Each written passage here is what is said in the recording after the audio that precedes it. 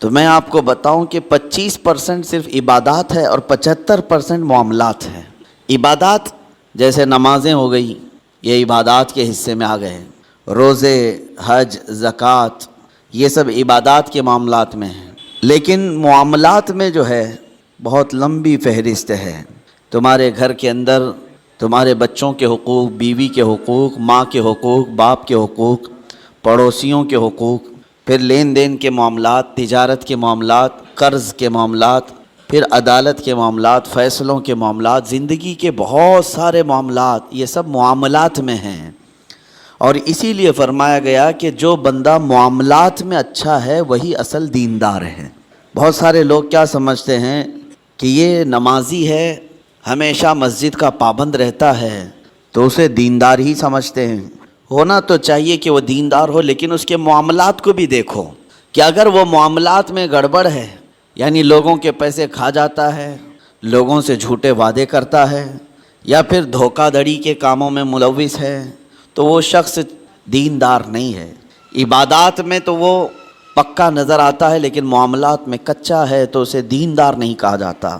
اسی لیے نبی پاک صلی اللہ تعالیٰ علیہ وسلم نے سختی کے ساتھ معاملات کے بارے میں بہت احکامات نافذ فرمائے، یہاں تک کہ حقوق بھی جو ہیں وہ 2 قسم کے ہیں، حقوق اللہ، حقوق العباد۔ کچھ گناہ ایسے ہیں جس کا تعلق آپ نے ایسے گناہ کیے جس کا تعلق اللہ سے، اللہ کی نافرمانی سے، شراب پیا، نمازیں چھوڑ دیں، یا کوئی اور گناہ کیا، یہ وہ گناہ ہیں جس سے اللہ کی بارگاہ میں آپ کو معافی طلب کرنی ہے، اور اللہ کریم ہے، رؤوف و رحیم ہے، جب وہ چاہے معاف فرمائے۔ لیکن کچھ گناہ ایسے ہیں جن کا تعلق بندوں کے حق سے ہے، کسی کا پیسہ لے لیا اور اس کو دیتا نہیں، کسی کو اذیت دیا، مار پیٹ کیا، گالی گلوچ کیا، یہ سب بندوں کے حقوق ہیں۔ اور اس کے بارے میں نبی پاک صلی اللہ علیہ وسلم نے ارشاد فرمایا جب تک بندہ معاف نہیں کرے گا اللہ معاف نہیں فرماتا۔ یہ سخت قسم کے احکام ہیں، اسی لیے ہمیں زیادہ طور پر اہتمام معاملات میں کرنا چاہیے۔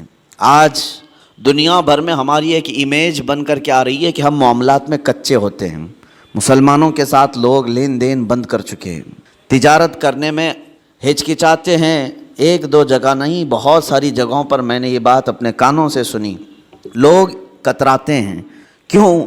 بہت سارے لوگ تجارت کرنے پر لگے تو ہیں، ان کی داڑیاں بھی ہیں، ٹوپیاں ہیں، لیکن وہ جھوٹ بولتے ہیں اور سامنے والے کو دھوکہ دیتے ہیں۔ میں سب کی بات نہیں کرتا، لیکن چند لوگوں کے اس طرح کی حرکات سے اسلام اور مسلمانوں پر ایک عظیم دھبہ ہے۔ اور یہ بھی فرمایا گیا کہ جب معاملات میں تم کچے ہوگے تو آزمائش میں مبتلا ہو جاؤ گے، مصیبتوں میں گرفتار ہوگے اور برکت اٹھا لی جائے گی۔ باغیچے کے نام سے ہی لوگ جانتے ہیں حسین و جمیل باغیچہ ہے۔ حضرت ابو دحدہ نے کہا کیا تو اس بات پر راضی ہے کہ میں وہ پورا باغیچہ اس ایک درخت کے حوالے دینا چاہتا ہوں، یہ ایک درخت تو دے دے میرے اس بھائی کو، میں باغیچہ پورا دے دوں۔ اس یہودی نے کہا کیا مذاق ہے، یہ کیسا مذاق ہے؟ اس نے کہا رسول اللہ کی بات پر میں کبھی مذاق نہیں کرتا، اور نہ ہی مسلمانوں کو یہ زیب دیتا ہے، میں معاملات کر رہا ہوں تیرے ساتھ۔ اس یہودی نے کہا کوئی بات نہیں، درخت میں دینے کو تیار ہوں۔ ابو دحدہ نے وہیں پر جو کچھ لکھنا پڑھنا تھا سب کر لیا، بیچ دیا، نہ کوئی قیمت لینی تھی اس سے، کچھ نہیں۔ ایک درخت جو یہودی کے آنگن میں تھا بس وہی خریدنا تھا، وہ بھی اکھاڑ کر کے نہیں، وہ درخت تو وہیں رہے گا نا، لیکن ملکیت اس مسلمان کی ہوگی، صحابی کی۔ اس بات پر طے ہوا، باغیچہ بیچ دیا گیا۔ اب حضرت ابو دحدہ اپنے باغیچے کے باہر آئے، سنیے، باہر آئے اور باہر سے اپنی بیوی کو پکارا، یا ام الدحدہ، اپنی بیوی کو زور سے پکارنے لگے۔ تو ان کی بیوی اندر باغیچے کے اندر اپنے حسین و جمیل گھر میں تھی، وہاں سے آواز سن کر کے کہتی ہیں کیا بات ہے کہ تم اندر نہیں آتے، باغیچے کے باہر سے مجھے آواز دے رہے ہو؟ ابو دحدہ نے کہا میں نے باغیچہ بیچ دیا، تو بھی باہر آ جا۔ عورتیں تو عورتیں ہوتی ہیں، لیکن وہ کمال کی عورتیں تھیں۔ وہ باہر نکلی اپنے گھر سے اور کہتی ہیں ابو دحدہ مجھے تمہاری عقل پر پوری زندگی سے زیادہ یقین ہے، یقیناً سودا کیا ہوگا تو بہترین سودا کیا ہوگا، ایسے تو تم اتنا حسین باغیچہ بیچ نہیں سکتے، اگر بیچا ہوگا سودا کیا ہوگا تو بہترین سودا کیا ہوگا۔ وہ گھر سے اسی وقت نکل آئی، ابو دحدہ گھر باغیچے میں بھی نہیں گئے، گھر میں بھی نہیں گئے۔ یہودی سے کہا آج سے تیرا ہے یہ باغیچہ۔ وہ باہر آئی، خاتون پوچھا کتنے میں تم نے یہ باغیچہ بیچا ہے؟ تو حضرت ابو دحدہ نے ہنس کر کے کہا میں نے یہ رسول اللہ کے ہاتھ میں بیچا ہے، جنت کے ایک باغیچے کے حوالے. اللہ تبارک و تعالیٰ کے رسول جسے وعدہ کریں وہ جھوٹا نہیں ہوتا. دہدہ نے ہنس کر کے کہا مجھے میری جان سے زیادہ تمہاری عقل پر یقین تھا. یقیناً تم نے جو سودا کیا وہ دنیا کا سب سے عظیم سودا ہے. چلو یہ نہیں ماتم کیا کہ کیسے بیچ دیا, کس کو کس کی باتوں میں آ کر کے کیا کر دیا. وہ خاتون بھی صحابیہ تھیں, رسول پاک صلی اللہ علیہ وسلم پر ایمان رکھتی. تو باہر آئے یہ دونوں لوگ. اب سنیے, وہ یہودی جو ہے رات کو اپنی بیوی کے پاس آتا ہے اور ہنستا ہے. مسلمانوں سے بڑا بیوقوف میں نے کسی کو دیکھا نہیں. انہوں نے میرے آنگن میں موجود ایک درخت کے بدلے مدینے کا ایک حسین اور جمیل باغیچہ میرے ہاتھ میں دے دیا. لیکن یہ بھی تو دیکھو کہ درخت تو وہ ہمارا ہی رہے گا, وہ ہمارے آنگن میں ہے, درخت کو کون اکھاڑے گا, کون نکالے گا. وہ اپنی بیوی سے رات بھر ہنسی مذاق کرتا رہا کہ مسلمانوں کو میں نے بیوقوف بنا دیا. اور وہ صحابی جو صبح نماز سے فوراً بھاگ کر اپنے گھر آتے تھے کھجوریں چننے کے لیے, آج وہ مسجد نبوی میں حضور کے پیچھے نماز پڑھ رہے ہیں, سکون و اطمینان کے ساتھ نماز پڑھتے رہے. اور اس کے بعد نماز ہو گئی تو حضور صلی اللہ تعالیٰ علیہ وسلم نے صحابہ سے کہا کہ چلو اس صحابی کے ساتھ چلتے ہیں وہ درخت دیکھنے کے لیے, اس لیے کہ کسی کا گمان ہے کہ اس نے مسلمانوں کو بیوقوف بنا دیا. حضور پاک صلی اللہ تعالیٰ علیہ وسلم صحابہ کے ساتھ آئے اور اس صحابی کے گھر کے پاس جو یہودی کے آنگن میں درخت تھا, صحابہ فرماتے ہیں جب ہم قریب پہنچ کر کے دیکھے تو وہ درخت خود اکھڑ کر کے اس صحابی کے آنگن میں آ چکا تھا. خود ان کے آنگن میں وہ درخت موجود تھا. عزیزان گرامی وقار, یہ لمبی حدیث ہے, اس میں مجھے جو عرض کرنا تھا وہ یہی تھا کہ اس صحابی کے عمل کو دیکھو کہ وہ ایک مشت کھجوریں بھی اپنے بچوں کو ناجائز طریقے سے نہیں کھانے نہیں دینا چاہتے. ہمارے معاملات جب خراب ہو گیا تو لوگوں کا اعتماد اور بھروسہ بھی نکلنے لگ گیا. یہاں لوٹ کھسوٹ ایسی کچھ چیزوں کی میں نشاندہی کرتا ہوں کہ اللہ کا عذاب کس قوم پر آیا تھا. ایک بہت بڑی قوم, حضرت شعیب علیہ السلام کی قوم, ان کے بارے میں قرآن میں ہے وَيَا قَوْمِ أَوْفُوا الْمِكْيَالَ وَالْمِيزَانَ بِالْقِسْطِ وَلَا تَبْخَسُوا النَّاسَ أَشْيَاءَهُمْ. حضرت شعیب علیہ السلام اپنی قوم کو بار بار ڈراتے تھے کہ ماپ تول میں کمی مت کرنا, ناپ تول میں کمی مت کرنا, برابر انصاف کے ساتھ لوگوں کو غلہ دیا کرو. وہ لوگ کیا کرتے تھے جس کو ڈنڈی مارنا کہتے ہیں, یعنی کلو کے کانٹے میں جو ہے فرق کر دینا اور کہیں سے کچھ نہ کچھ سیٹنگ کر کے مال تھوڑا سا سامنے والے کو کم جائے. اس گناہ میں مبتلا تھی وہ قوم, اور اس کو اللہ کے نبی حضرت شعیب علیہ السلام اس قوم کو ڈراتے رہے یہ زمین میں فساد ہے, اس چیز سے باز آؤ. وہ باز نہیں آتے تھے. جانتے ہو ناپ تول میں کمی کرنے کی وجہ سے اللہ کا بھیانک عذاب ان پر آیا, بہت سخت ترین عذاب آیا. قوم شعیب ہمیشہ کے لیے ہلاک کر دی گئی, اس کو قوم سمود بھی کہتے ہیں. حضرت شعیب علیہ السلام کی قوم پوری ہلاک و برباد ہو گئی, ناپ تول میں کمی کرتی تھی. آج ہو سکتا ہے کہ ترقی یافتہ دور میں ناپنے کی چیزیں بدل گئی ہوں, لیکن اگر اس میں بھی کوئی خیانت کرتا ہے ذرا برابر بھی, وہ اللہ کے عذاب میں گرفتار ہوگا. اس کی برکتیں ختم کر دی جائیں گی, اس کے چہرے کی رونق ختم کر دی جائے گی. اسی لیے میرے عزیزو ان معاملات میں پابند ہو جاؤ اور دیکھنا کہ ہمارے معاملات بالکل صحیح ہو جائیں گے. غیر مسلموں کے حالات تو آج ایسے کہ وہ لوگ اس چیز پر سختی کرتے ہیں. ان کی مارکیٹ میں سب ایک دوسرے کے تعاون کرنے والے ہیں, اور مومنوں میں ایک دوسرے کا تعاون کرنے والا نہیں. مارکیٹ میں اگر 4 دکانیں تمہاری ہیں, تمہاری تجارت زیادہ ہونے لگ گئی تو بغل والے کو حسد ہونے لگ گیا. سوچتے کہ میرا بھائی تو ہے, نہیں, حسد ہونے لگ گیا. اور تیسرا اس سے زیادہ جلنے لگ گیا. آپس میں اس بات کو لے کر کے سب جلن کے شکار ہیں. اور پھر اس کے بعد ہوتا یہ ہے کہ ذرا برابر کچھ کمی ہوئی تو دوڑے دوڑے بابا کے پاس جاتے ہیں, پڑوسی نے کچھ کرایا ہے, میری دکان میں کچھ ہوتا نہیں. تم آپس میں ایک دوسرے کو کیا کرایا اسی میں لگے رہے ہو. بلکہ ہم کچھ بازاروں میں گئے ہیں, دیکھا ہے, اور کسی کی دکان پر, غیر مسلم کی بات کر رہا ہوں, کوئی سامان نہیں مل رہا ہے تو وہ سامان نہیں مل رہا ہے تو یہ نہیں کہتا کہ چلے جاؤ دوسری جگہ, بلکہ وہ وہیں کھڑا ہو کر کے اپنے کسی بھائی کا ریفرنس دیتا ہے, کہتا ہے فلاں جگہ یہ ملے گا, یہاں جا اور میرا نام لے کر کے کہو. وہ آپس میں تعاون ہے ایک دوسرے کا. مومنوں, آپ سب لوگ ایک دوسرے کے تعاون میں جب تک نہ آئیں تو رحمت خداوندی سے محروم رہو گے. اللہ تبارک و تعالیٰ کا عذاب آئے گا معاملات میں خراب ہونے سے.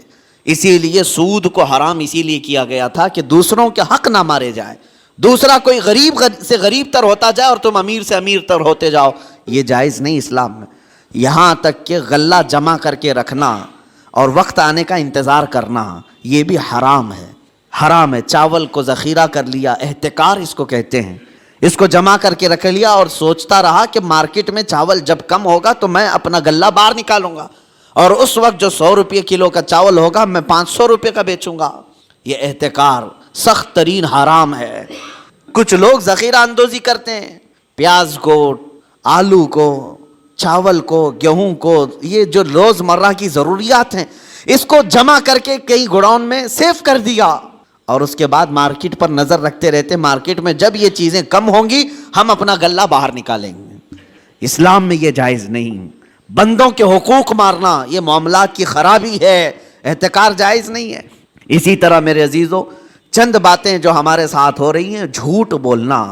حضور پاک صلی اللہ تعالیٰ علیہ وسلم کے پاس ایک صحابی آئے، انہوں نے کہا یا رسول اللہ صلی اللہ علیہ وسلم، میں گھر بنانے کا کام کرتا ہوں، جس کو آپ مستری کہتے ہیں، معمار، میرا کیا ہوگا قیامت کے دن؟ حضور صلی اللہ علیہ وسلم نے فرمایا تو ابراہیم علیہ السلام کے ساتھ اٹھایا جائے گا۔ ایک صحابی آئے، انہوں نے کہا میں کپڑے سلتا ہوں، درزی ہوں، میرا کیا ہوگا؟ نبی پاک صلی اللہ تعالیٰ علیہ وسلم نے فرمایا تو حضرت ادریس علیہ السلام کے ساتھ اٹھایا جائے گا۔ ایک صحابی آئے، انہوں نے کہا کہ میں لوہے کا کام کرتا ہوں، حضور نے فرمایا تو حضرت داؤد علیہ السلام کے ساتھ اٹھایا جائے گا۔ جس کا جو پیشہ تھا اور جو نبی کا پیشہ تھا، حضور نے ان کے ساتھ اٹھائے جانے کی بشارت دی۔ ایک صحابی نے کہا کہ یا رسول اللہ صلی اللہ علیہ وسلم، میں تجارت کرتا ہوں، میرا کیا ہوگا؟ حضور پاک صلی اللہ تعالیٰ علیہ وسلم فرماتے ہیں اگر تو دو چیزوں کی پابندی کرتا ہے، جھوٹی قسم نہیں کھاتا اور جھوٹ نہیں بولتا، تو قیامت کے دن میرے ساتھ اٹھایا جائے گا۔ تجارت میں یہ دو چیزیں لوگ آج یہی زیادہ کرتے ہیں، جھوٹ بولنا اور جھوٹی قسم کھانا، اور سامنے والے کے کم عقل ہونے کو دیکھ کر کے اس کا استعمال کر لینا۔ لوگ اس انتظار میں رہتے ہیں کہ ایسا گاہک آئے، ایسا گراہک آئے جس کو معلومات کم ہو تو اسے جلدی ٹوپی پہنا دیا جائے، جس کو خرید و فروخت کا تجربہ نہ ہو اس کو جیسے تیسے بیچ کر کے ختم کر دیا جائے۔ لوگ تو ایسے گراہک کے انتظار میں رہتے ہیں۔ امام اعظم ابو حنیفہ رضی اللہ تعالیٰ عنہ، ہمارے امام سراج الامہ، یہ خود تاجر تھے۔ ایک بار بیٹھے ہوئے تھے اپنی دکان میں، ایک عورت کپڑا لے کر کے آئی، وہ کپڑا اچھے قسم کا کپڑا تھا، اور وہ عورت جو بیچنے آئی تھی اس کی قیمت وہ کم بول رہی تھی۔ امام اعظم کے پاس وہ آئی اور لے کر کے اس نے کہا کہ یہ کپڑا مجھے بیچنا ہے۔ حضرت امام اعظم نے پوچھا کتنے کا بیچ رہی ہو؟ اس نے کہا 10 درہم۔ تو آپ ہنسنے لگے کیونکہ آپ ماہر تھے کپڑوں کی تجارت کے۔ آپ نے کہا یہ کپڑا اتنی قیمت کا نہیں ہے۔ تو اس نے کہا مجھے ضرورت ہے، اتنی پیسے دے دو۔ امام اعظم نے کہا نہیں، میں یہ نہیں کہہ رہا کہ یہ زیادہ ہے، بلکہ تو قیمت کم لگا رہی ہے۔ سیدھے اس محفل میں میرے آقا صلی اللہ علیہ وسلم تشریف لائے، کسی کی روح رعایت نہیں، سیدھے سامنے کھڑے ہو کر کہا ابو جہل یہ بندہ مجبور اور پریشان ہے، کیا تیرے پاس اس کا مال ہے؟ تو نے اس سے قرضہ لیا ہے؟ ابو جہل نے کہا ہاں میں نے لیا ہے۔ کہا کب دے گا اس کے پیسے؟ اس کے پیسے کب دے گا؟ وہ ایسا ذلیل ہوا وہاں پر کہ حضور کے پاک کے 2 جملے تھے، وہ فوراً گیا اور مال لا کر کے اس مجبور آدمی کو لوٹا دیا۔ نبی پاک صلی اللہ تعالیٰ علیہ وسلم کا وہ جلال جو کٹر دشمن ہے، جانی دشمن ہے، لیکن حضور کے اخلاق و کردار کے سامنے ٹک نہ سکا۔ حضور معاملات میں اتنے پکے تھے کہ حضور کو کوئی ٹال نہیں سکتا تھا، کہ اگر ابو جہل کے لیے حضور صلی اللہ علیہ وسلم نے یہ کہہ دیا کہ تو معاملات میں خراب ہے اور اس کے پیسے نہیں دیتا تو پورے عرب میں اس کی بدنامی تھی، اور وہ اپنی بدنامی نہیں چاہتا تھا، لایا مال دے دیا۔ یہاں پر سے یہ پتا چلتا ہے خود میرے آقا صلی اللہ تعالیٰ علیہ وسلم نے اپنے معاملات بھی صحیح رکھے اور کسی دوسرے کو ظلم ہوتے ہوئے بھی دیکھنا پسند نہیں فرمایا۔ یہ ہونے چاہیے ہمارے معاملات کہ ہم کسی کو ٹھگتے ہوئے بھی نہ دیکھیں، اگر کوئی بیوقوف بن رہا ہے تو اس کا ہاتھ پکڑے اٹھائیں، کہا تو نقصان اٹھائے گا، تو نقصان اٹھائے گا۔ یہ مومنوں کے جب تک ہمارے معاملات صحیح نہ ہوں گے آپ کس رحمت کے انتظار میں ہیں؟ اللہ کریم ہم سب کو ہمارے عبادات میں اور ہمارے معاملات میں پختگی عطا فرمائے۔ مولا کریم ہمیں سچی امانت داری اور دیانت داری عطا فرمائے۔ بعض کے سینے میں نیزہ مار کر کے انہیں گرایا گیا تھا۔ اتنا ہی نہیں میرے عزیزو، امام حسین اس خونی منظر کو اپنی آنکھوں سے دیکھیں جب 6 ماہ کے علی اصغر کو لے کر پانی طلب کرنے گئے تھے تو یزیدیوں نے گلے پر تیر ایسا لگایا تھا کہ خون کا فوارہ مولا حسین کے چہرے پر آ کر لگ گیا۔ پورے کربلا کے واقعات پڑھنے کے بعد میں نے محسوس کیا اتنے پورے واقعے گزر جانے کے بعد بھی ایک چیز کربلا میں نہیں ہوئی، باقی سب آفتیں آئی ہیں، ایک چیز نہیں ہوئی، وہ کیا ہے؟ امام حسین کے زبان سے کوئی شکایت نہیں ہوئی، کوئی شکوہ نہیں تھا، یہ نہیں تھا کہ سارے بجلیاں ہم پر گر پڑی ہیں، اس خاندان کا کون ہے؟ سوائے زین العابدین کے اس پورے خاندان میں کوئی مرد باقی نہیں رہا، پورے خاندان کے بچوں کو، ان کے بڑے مردوں کو، سب کو وہاں پر شہید کر دیا گیا تھا۔ میں عرض تو کر رہا ہوں، ایک خاندان کے 29 لوگوں کی لاشیں میدان میں پڑی ہوں، وہ کیسا منظر ہے؟ ایک تو میں امام حسین کے صبر کو دیکھتا ہوں، اللہ تعالیٰ نے فرمایا آیت کریمہ میں کہ ہم تمہیں آزمائیں گے، آزمائش کریں گے، کچھ جانیں لے کر کے، لیکن میں سمجھتا ہوں اتنی بڑی آزمائش کہ ایک ہی دن میں ایک ہی خاندان سے 29 لوگوں کی جانیں گئی ہو، اس سے بڑی آزمائش ہوگی؟ یہ کتنی بڑی آزمائش ہے اور کتنا بڑا امتحان ہے۔ اب یہ بھی میں آپ کو بتا دوں کہ کس کے ساتھ کیسی آزمائش ہوتی ہے، کس کے ساتھ کیسا امتحان ہوتا ہے۔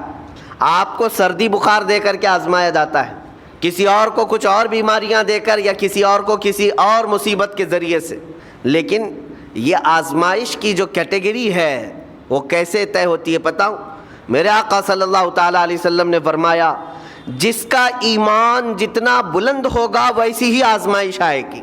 یہ کربلا کے امتحانات سے یہ بات تو ثابت ہوتی ہے کہ امام حسین کے ایمان کا درجہ کیا رہا ہوگا، ان کے ایمان کا مقام کیا رہا ہوگا، اس ایمان کی بلندی کے اعتبار سے ان پر آزمائش آئی۔ اسی لیے تو بزرگوں نے فرمایا کہ ہم میں سے کوئی بھی امام حسین کے صبر کو نہیں پہنچ سکتا۔ استقامت اور صبر یہ دو چیزیں ایسی ہیں، اچھے اچھے لوگوں کے پیر ڈگمگا جاتے ہیں۔ استقامت کا مطلب ہے ڈٹے ہوئے رہنا حق پر، اور یہ سب کو نہیں مل پاتا، یہ خصوصیت سب کو حاصل نہیں ہوتی۔ ایک امام حسین کی وہاں پر ہم نے استقامت دیکھی اور ان کا صبر دیکھا، دوسرے سب سے بڑا صبر جو ہم نے دیکھا ہے وہ سیدہ زینب رضی اللہ تعالیٰ عنہا کا۔ وہ خاتون امام حسین کی سگی بہن ہیں، سیدہ فاطمۃ الزہرا کی بیٹی ہیں، حیدر کرار کی نور نظر میرے آقا صلی اللہ علیہ وسلم کی گود میں کھیلی ہوئی ہیں۔ سیدہ زینب سلام اللہ علیہا جب وہ کربلا کے میدان میں موجود تھیں، ان کی عمر مبارک بھی تقریباً 55 سال کے قریب تھی۔ 55 سال کی اگر خاتون میدان میں یہ تمام خونی مناظر دیکھ رہی ہو، ہماری عورتوں کو آپ جانتے ہیں کہ ایک چھوٹی سی مصیبت پر واویلا مچاتی ہیں، اور سیدہ زینب وہ ہیں جن کے خود سگے شہزادے اون اور محمد ان کی آنکھوں کے سامنے مارے گئے تھے اور ٹکڑے کیے گئے تھے۔ سیدہ زینب سلام اللہ علیہا اس پر بھی خاموش رہی، لیکن اندازہ کرو جب سارے شہید ہو گئے تھے، امام حسین اپنے خیمے سے نکلنے کو تھے، جب کربلا کے میدان میں خود گھوڑے پر سوار ہونے کو تھے، جانتے ہیں یہ منظر کیسا رہا ہوگا۔ عورتیں تو ماتم کرتی ہیں ایسے حالات میں، لیکن وہ اہل بیت کی عورتیں تھیں۔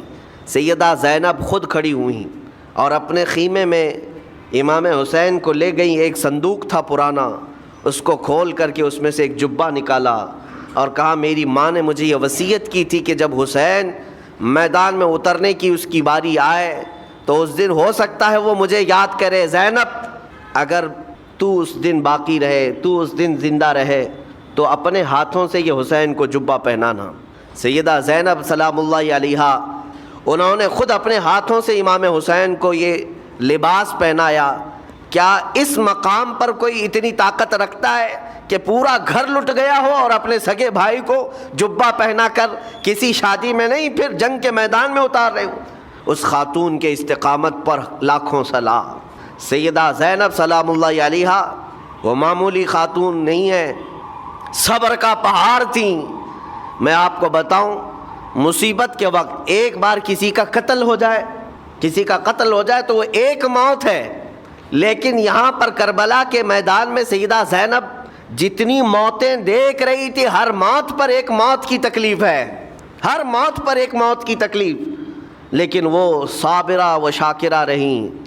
پوری تاریخ میں ڈھونڈ کر کے آپ نکالیں، کہیں پر بھی سیدہ زینب نے نہ اپنے بال نوچے، نہ کپڑے پھاڑے، نہ چہرے پر ہاتھ مارا، بلکہ ایسا صبر کا دامن پکڑی رہیں کہ پوری زندگی بھر انہوں نے صبر کی تلقین کی تمام خواتین کو، گھر لٹانا، گھر کٹانا کوئی، سر کٹانا کوئی تم سے سیکھ جائے، جان عالم ہو فدا اے خاندان اہل بیت۔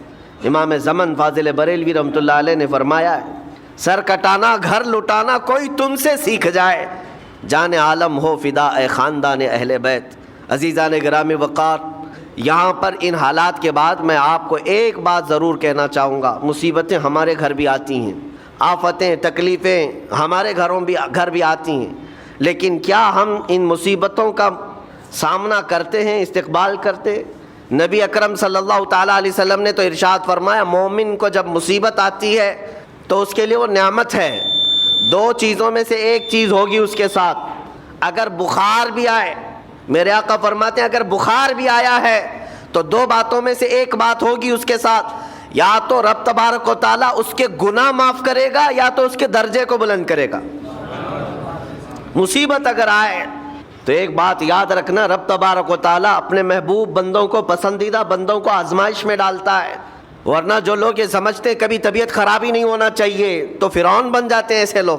فرعون کو 90 سال تک نہ کبھی سردی آئی نہ بخار، کبھی کوئی بیماری نہیں، اور جب بندہ کبھی بیمار نہیں ہوتا تو اپنے آپ کو خدا تصور کرنے لگ جاتا ہے، میں تو دنیا کا سب سے مضبوط آدمی ہوں، مجھے کچھ نہیں ہوتا۔ لیکن مصیبتیں دے کر کے رب تبارک و تعالیٰ تمہیں تمہاری حقیقت بھی بتاتا ہے، اور انسان کو انسان کی لمٹ میں رہنا سکھایا جاتا ہے۔ تمہاری حیثیت صرف اتنی ہے کہ اگر نس رک گئی، دل کی دھڑکنیں ایک آن کے لیے اگر رک گئی تو سب ختم ہے۔ اس لیے تمہیں رب تبارک و تعالیٰ کے حضور جانا ہی ہے تو صبر بھی سیکھو اور شکر بھی سیکھو۔ آج مصیبتیں اور آفتیں آتی ہیں تو واویلا کرنے والوں کے لیے میرا میسج ہے، اللہ تبارک و تعالیٰ تمہاری ہر بات کو دیکھ رہا ہے، تمہارے چیخنے سے، چلانے سے، تمہاری شکایت کرنے سے گئے ہوئے آدمی کی جان واپس تو نہیں آنی ہے۔ ترین حالات کا مقابلہ وہ نوجوان کر سکتا ہے جس کے سینے میں عشق مصطفیٰ ہو، مولا حسین کے نقش قدم پر چلنے کا عزم رکھتا ہو، پھر چاہے وہ لاغر ہی کیوں نہ ہو، نحیف و ناتواں ہی کیوں نہ ہو، کمزور ہی کیوں نہ ہو۔ لیکن ہم نے دیکھا ہے تاریخ میں کمزور بھی ہے، اگر جسمانی اعتبار سے عشق رسول کی دولت سینے پر رکھتا ہے تو دنیا میں وہ کھلبلی مچا دیتا ہے، اور کفار و مشرکین کے خیموں میں اس کی ہیبت طاری رہتی۔ ہم نے اور تاریخ پڑھی ہے۔ آخری بات عرض کرتا ہوں، امام اہل سنت فاضل بریلوی امام احمد رضا خان نور اللہ مرقدہ، اعلیٰ حضرت کو کون نہیں جانتا آج کے زمانے میں؟ ذرا ان کی سیرت اٹھا کر کے پڑھنا، اور پھر یہ بھی دیکھنا کہ جسمانی طاقت ان کی کیسی تھی، جسمانی ساخت کیا، وہ چلتے تو لہیم شہیم تھے، اونچے چوڑے اور سینہ بھرا ہوا کہ لوگ صرف جسم کو دیکھ کر کے ڈر جائیں؟ نہیں، اعلیٰ حضرت فاضل بریلوی رضی اللہ تعالیٰ عنہ اس طرح جسمانی بہت اونچی چوڑی صلاحیت کے نہیں تھے، بلکہ بہت ہی ہلکا جسم رکھتے تھے، ہلکا جسم، دبلے پتلے تھے، لیکن جب اپنے حجرے میں بیٹھ کر کے قلم چلاتے تھے تو دنیا کے کونے کونوں میں ان کی گونج ہوتی تھی، اور بڑے بڑے قلعوں میں جو ہے زلزلہ آ جاتا تھا۔ اور سرکار غوث پاک رضی اللہ تعالیٰ عنہ کو کون نہیں جانتا؟ غوث پاک کا حال تو یہ تھا، جسمانی اعتبار سے آپ کی گردن کی ہڈیاں بھی دکھتی تھیں، اتنے دبلے تھے، اور کثرت عبادت کی وجہ سے، کثرت مجاہدات کی وجہ سے آپ کا جسم بہت ہی کمزور تھا۔ بلکہ ایک وقت کا واقعہ بھی ہے کہ آپ چلتے چلتے غش کھا کر گر گئے، چکر آ کر گر گئے۔ جسمانی اعتبار سے اکثر تو آپ پتے کھا کر کے رہے، کھانا بھی نہیں کھایا 40 سال تک، تو جسمانی اعتبار سے کمزور ہونا کوئی معنی نہیں رکھتا۔ لیکن دنیا یہ بھی جانتی ہے، گردن کی ہڈیاں ہی کیوں نہ دکھتی ہوں، ہاتھ و پیر کی ہڈیاں ہی کیوں نہ دکھتی ہوں غوث پاک کی، لیکن روحانی طاقت کا حال یہ ہے کہ کسی قبر کو ٹھوکر لگا دے تو مردہ زندہ ہو جائے۔ اس طاقت کو میں آج آپ کے سامنے کہنے کی بات کر رہا ہوں، عشق مصطفیٰ سینے میں ہو اور سچی عقیدت و محبت حسنین کریمین سے رکھتا ہو، اور پھر اپنے طریقے بدل لے، تو بڑے جسم اور ڈیل ڈول بنانے کی ضرورت بھی نہیں آئے گی. مولا کریم تمہارا رعب خود ہی دشمنوں کے دلوں پر ڈالتا ہے. اللہ تبارک و تعالی ہم سب کو آئی ہوئی مصیبتوں کا ڈٹ کر مقابلہ کرنے کی توفیق عطا فرمائے. ہم سب کو استقامت عطا فرمائے اور صبر عطا فرمائے اور شکر عطا فرمائے, اور قیامت کے دن مولا تعالی ہم سب کو امام حسین کے ساتھ حشر عطا فرمائے. میرے آقا صلی اللہ تعالی علیہ وسلم کے جھنڈے تلے ہم سب کو جمع فرمائے. ہمارے ان نوجوان بچوں کو جو راہ راست سے ہٹے, مولا حسین اعظم کے راستے پر ان کو چلنے کی توفیق عطا فرما. قیامت تک ہماری نسلوں کو مولا عاشقان مصطفیٰ میں پیدا فرما.